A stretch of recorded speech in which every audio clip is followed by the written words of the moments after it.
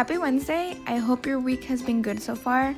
Today, we are going to be creating our own paints made from items that you have at home. We will be using coffee and tea.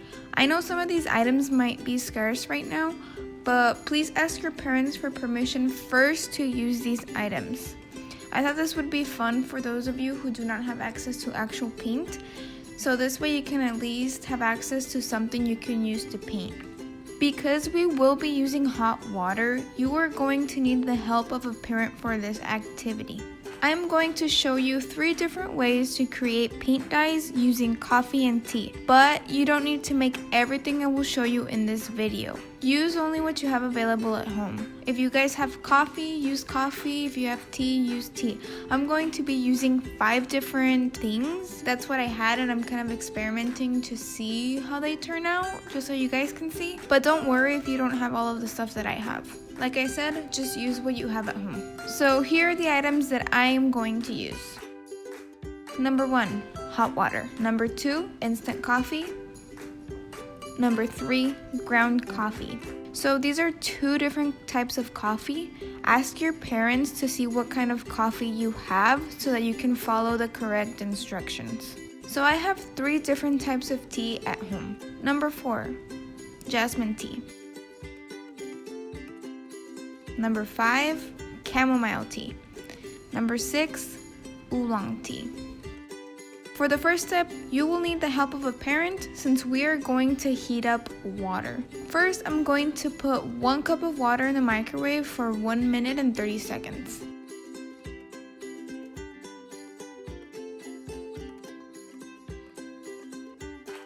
For this activity, I'm going to be using a tablespoon to measure my coffee and water.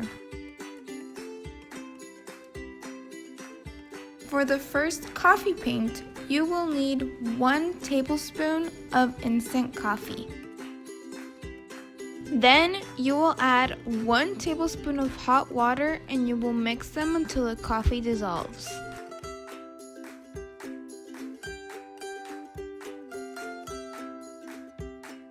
For our next coffee paint, I'm going to use a teaspoon to measure it. This is a little bit smaller than the tablespoon.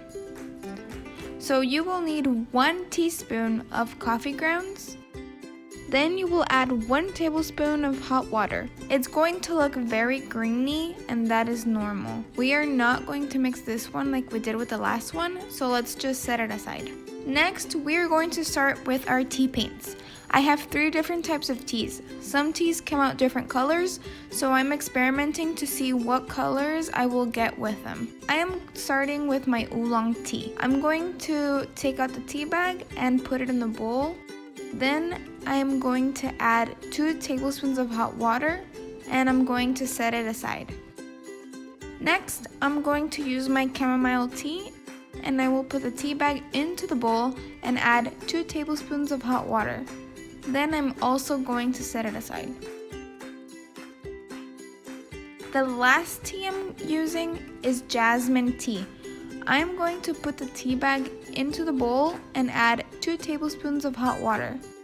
I will also set it aside. So I have my paints in small bowls, but I want you guys to use whatever you guys have at home.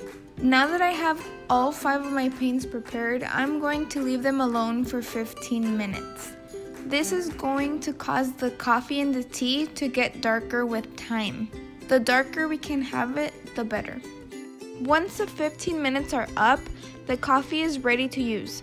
But for the tea, you need to take out the tea bags and squeeze them to get the remaining tea.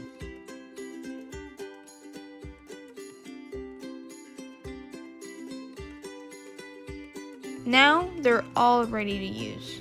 If you have a container with a lid, it's better for you to have your coffee paint or your tea paint in there.